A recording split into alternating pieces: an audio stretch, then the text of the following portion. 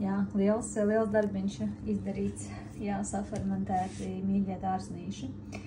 Es droši vien atgādināšu tiem, kas ir pēdējo gadu pievienojušies, tad apmēram gadu droši vien, ka es neesmu par šo runājusi un stāstījusi, un ir cilvēki, kas, protams, ka negrib daudz ritināt un skatīties, tad atgādināšu, lai fermentētie dārznīši sanāktu labi, kas ir jādara. Šeit vairāk ies runa par tiem, kam ir tvertnes, ja?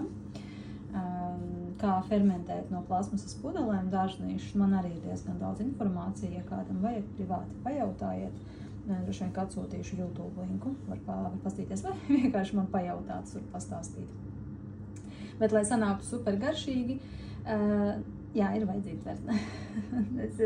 Es eksperimentēju diezgan daudz un pieredze ir liela, tad praktiski bez tvertnes viņi nesanāca tik garšīgi, jo tomēr diezgan daudz baktērijas pienāca klāt ne tādas, kādas vajag droši vien, un viņi arī nestāvēja. Lūk, ir mana zelta burka, zelta vērtē, kura jau ir 3 gadus veca.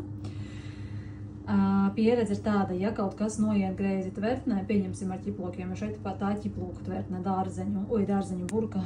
Jā, ja kaut kas noiet greizi un nesanāk tvertnē, tad arī neglabāsies ilgi burkās. Tas ir skaidrs, bet ja starts ir pareizs, pēc 3 gadiem es vēl taisu vaļā un ne aromāts, nekas nav mainījies. Izņemot tikai ķiploku paliek aizvien garšīgāk un garšīgāk, jā. Ko es daru? Tātad, šeit viss gandrīz, tāds pats starts, te jau man ir izlieta, tad ir vajadzīgs pats starts dārzenīšu.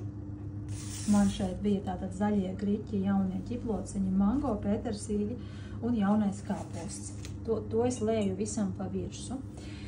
Zaļie griķi tātad tika izmērcēti 2 dienas. Jā, tie, kas labi māga diedzēt, tad noteikti var arī līdz diedzēšanas procesam novest. Es esmu tā arī darījusi, man ir bijis, bet, kā zinat, tam visam vajag laiku. Jā, tātad te man jau bija pētersīļi, griķīši, tad pamats ir tas, bet ko es daru, es pielieku klāt vēl kaut kādu, svaigumiņu, kas man tīk. Eļas ļoti labi dara klāt, pieņemsim šajā mirklī man iepriekš bija ar ķirpju sēklu eļu, tagad man ir kaņepju un augstas spiestā olīveļa. Es piegriežu klāt papriku, gurķīti, to, kas mājās ir un to, kas garšo. Un pa virsmu rozīnītei es pielieku tātad, lai ilgi nav jāgaida, lai viņus ātri var ēst pēc kādām kaut vai 2 dienām, 3.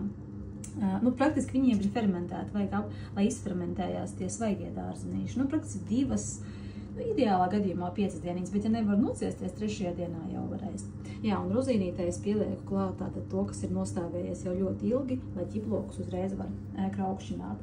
Garšvielas ir dažādākās, sākot no kaltātiem lakšiem, var likt svaigas dilītes klāt, ja petersīļi man šeit ir fermentēta, tad viņi arī būs jau uzreiz, kā saka, sukājam iekšā. Ja? Te var izpausties, izņemot, es čutiņu vēl kaut kur esmu pielikusi persilāni.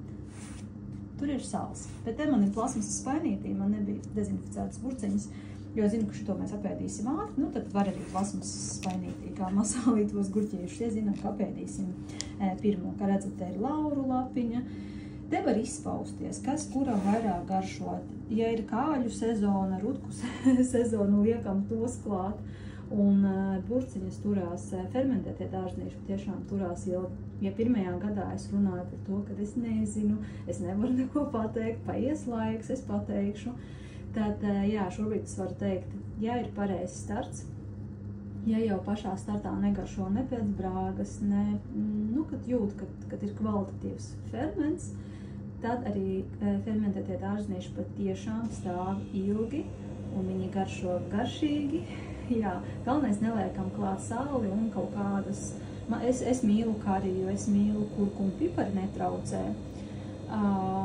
Pipari netraucē, jā, ja es nezinu, kā, nekad neesmu likus daudz sāli klāt, jo, ja tad, kad dzer fermentus, īstenībā sāls daudzums arī ļoti samazinās. Es biju sāls mīlis. Jā, un tad, kad lieto fermentus, sāls arī ne tikai cukurs, bet arī tu vienkārši sāc izbaudīt parastas garšas, kādas mums būtu īstenībā arī no bērnības, jo mums tas ir ielikts. tad, kad mums pirmo reizi dod kabaciešus, maltus, jā, un brokolīšus, tur nav klāt ne pipari, ne sāls, jā, ne persilādes un tā tālāk. Un kur nu vēl pa visādām mērcēm, jā, ar cukuriem un etiķiem klāt. Nu, tā kā tāds atgādinājums, jā, es esmu, kā saka, es ir priecīgs. Tas, protams, viss prasa laiciņu, bet tas ir ļoti garšīgi un vērtīgi.